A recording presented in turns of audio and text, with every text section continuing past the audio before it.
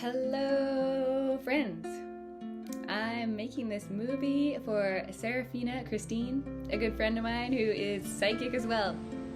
She's an amazing oracle, talented author, and, as far as I know, a channel to the ancestral realms of ascended mastery.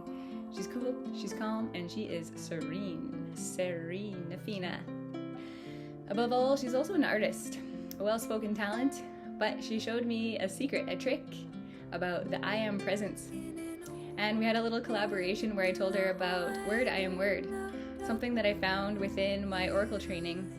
I think I read it somewhere. I actually can't remember at this point, but it doesn't matter. Oracles forget all the time. But I didn't forget the experience I had. So she spoke of it on her Instagram channel, and so I thought I'd collaborate and remember through channeling what happened for me. So she had said that the I am presence pulls towards you your dreams and your solace. I said that in my own words, but that's what I learned from her. And so I started saying, I am. Much like an affirmation, it brings towards you what you already are inside. So isn't it interesting that's bringing something towards you while you are that already? And so halfway meets your lessons.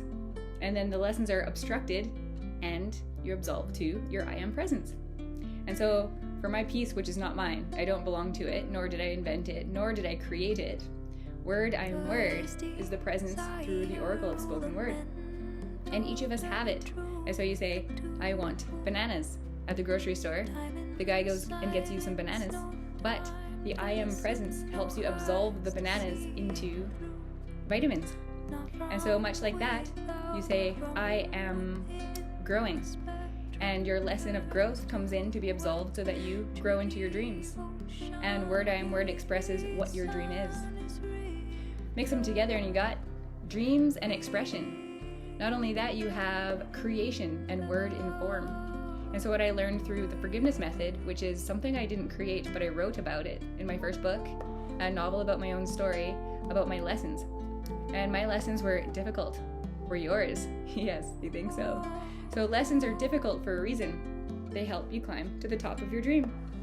So dream away, but beware, you're gonna have lessons along the way. And when you do, they're not gonna be easy.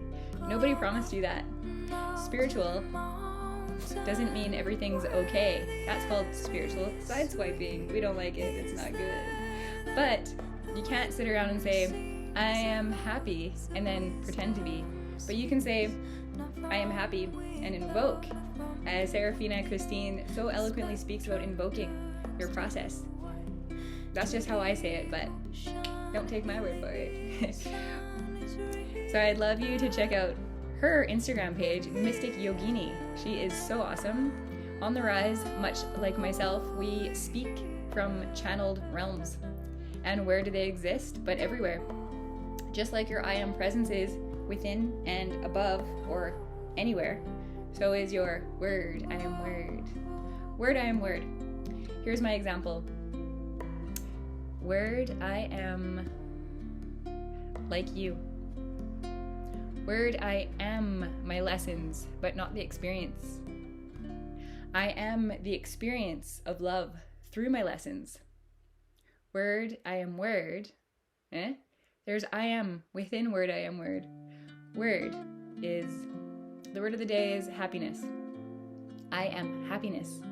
And all of my lessons come in to make me happy.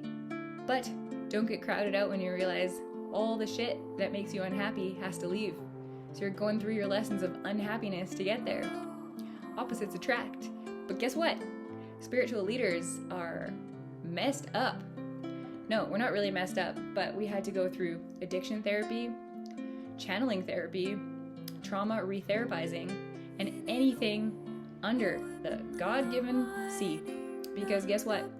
Life is not easy, but it sure is fun. When you keep at it, keep healing, and then go beyond healing. That's my second book.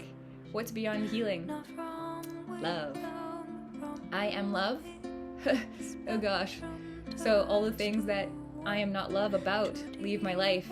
That was not an easy thing, but it wasn't a mistake. So if you have big dreams like I do, you're gonna have big lessons. But guess what? Pueblo supports that by saying, we got choices and togetherness. So we say, little sister, I know you're going through a hard lesson right now. What can I help you with? And she says, I just need some bread. So I say, I got $5 for you. And can I give you a hug? I'm saying, hug each other, call each other. People in hard times do need support. And sometimes they don't know what support they need. Maybe not advice, but maybe. You could ask them. When I was away and having a hard time and trauma, I needed people to check in on me. And people did. And that's all I really needed. Thank you for all those who did check in on me. And then a bit later I needed money. And guess what? It's coming. It's not easy. It's not easy, the in-between. Let's talk about the in-between. There's lulls. Where you have your lesson, crunchy, crunchy, crunchy. And then you have an in-between, and then the dream comes in. So for me, I went broke. Completely obliteratedly broke. Not good as a young adult who is on the rise as well. As a conversationalist and a career woman with a home, 2 homes actually, and lots of travel plans, going broke isn't exactly in my forte plan. It's not the most expensive way to create a new dream. So I go through all my crushing soul patterns to why I'm going broke. Then there's a lull. And in the lull you go, oh shit, I thought I was gonna be not broke by now. And it goes, whoop. So I'm still in oh shit. But you know what that oh shit is for? Rest. Because the lessons are super duper hard. Or say you're going through love, like you haven't had a relationship for a while. You can kind of feel and sense that life or spirit or whatever you attune to will give you that great relationship. So of course you have to work on your relationship with yourself, which we all know. What a struggle. And then there's a lull. Kind of like that moment right after a breakup where you feel like hot girl summer and you feel like you're enjoying your new freedom. That's the lull. And happy-go-lucky as you might be, but if you don't have money or that love, you think, what's it all for? That's when we have support. Friends, dinner parties, movies with friends, hopefully, calling your mom. But if you don't have one, petting your dog, go to the SPCA. But I just said I wouldn't give advice, didn't I? Or maybe you do need some advice from yourself. Meditate, pray. I like to paint, go for walks. Anything that you can do supportively to yourself within the lull creates you the dream. The dream is very similar for most. You want money? You want good times? You want laughter? You want a dog? That's love. You want a new career? That's money and love. You want a new relationship with your mother? That's money and love. Well, it's not money. Unless you go on a trip. You want to go on a new diet? Buy a new boat? That's money toward love. So I'm not saying everything cycles around money and love, but if you have a whole lot of love and not very much money, that's so hard. And then fights break out within love. But if you have a whole lot of money and no love, then you're fighting. You're fighting your money and asking why you're so alone.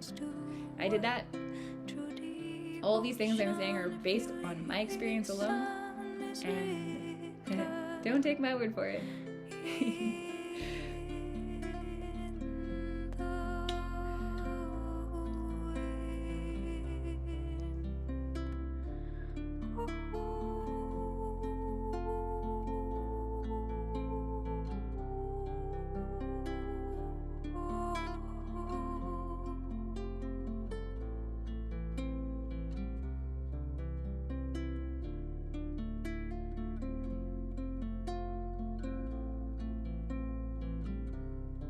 Does desire rule the mental, turning truth into a fool?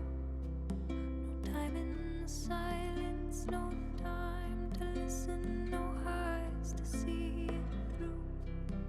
Not from without, but from within. The spectrum turns to white. True devotion, if you listen, is real.